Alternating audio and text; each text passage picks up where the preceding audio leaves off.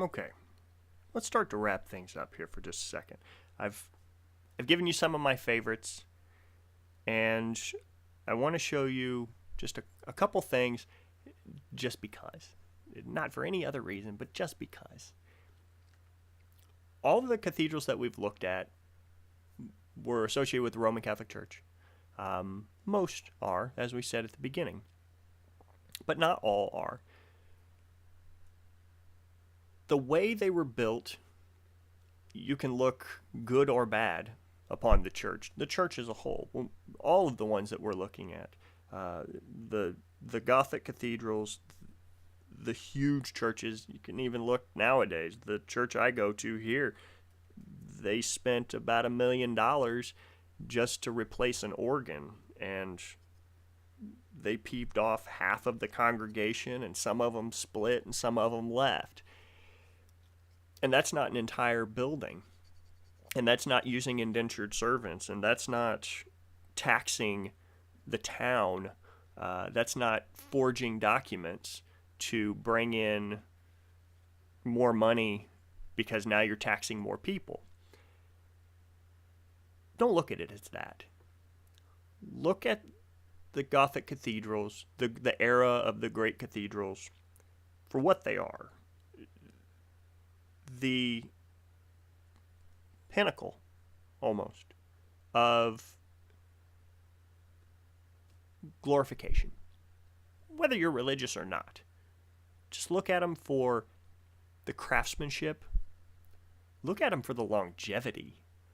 We build buildings now and then say, well, in 30 more years, we'll build another one.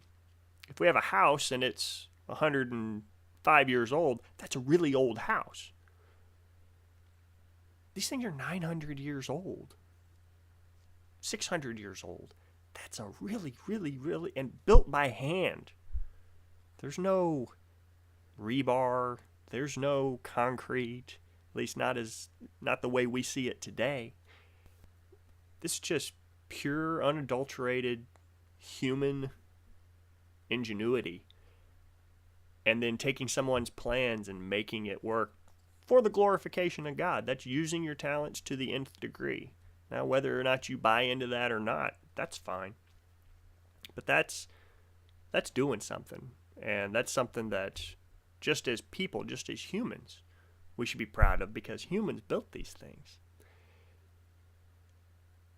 I give you two little bits just because one is just kind of awe-inspiring, and the other one, it makes me giggle. I don't know why. It's not necessarily funny, but it's just interesting of the symbolism that's behind different things, and more than that, the mass of these things, of how they were built and how they were put together. So what you see right here is what's called Minster. It's Cathedral at one time, and it started off as a Roman Catholic church, a cathedral, and it's in Germany. It has the tallest spire. It's a little different than a normal church or a normal cathedral of that time, because it has a transept and everything like that, but the spire is right up front, the way you would see in like a Lutheran church nowadays or a Methodist church nowadays. So there is this idea, this architectural movement, this Gothic look it's bleeding into all realms of religion. And we're starting to see it in different facets, and we're starting to see flying buttresses, and we're starting to see the really, really ornate tracery and filigree and everything that gets into it. And then it just goes beyond and beyond, and then other architects take it into really, really obtuse, like Antoine Gaudi. He takes it just out there, but that's 1800s, 1900s. And so look at them for just the humanity that's in them. Okay, that's something there's my challenge for you, is look at the humanity that's in them, the story that is in them, and the way they were built to tell that story. That's kind of a grand thing. So this one of my favorites because of just its height and its mass. But then there's also this. Now we're taking a step back. This isn't in Ulm Cathedral. This is back in Cologne Cathedral. This is the St. Peter's Bell.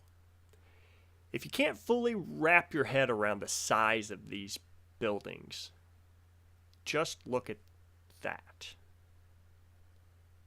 This is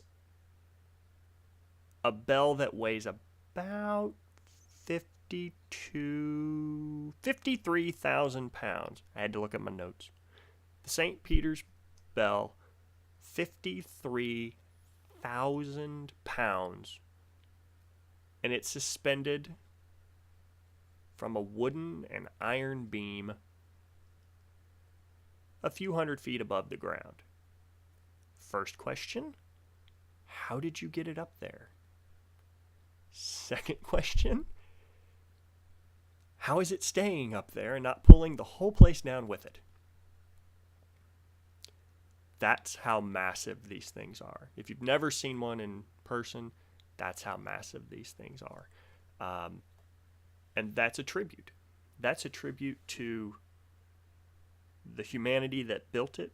That's a tribute to what they were trying to achieve, what they were shooting for, what they were trying to glorify, because they needed it on that scale to fully, in their eyes, to do it justice. So now, just to leave you, please excuse me from doing a couple clicks here. Here are the bells of Cologne Cathedral, just a few of them. And the last one that really comes in bonging really well is the St. Peter's Bell, weighing in somewhere around 53,000 pounds.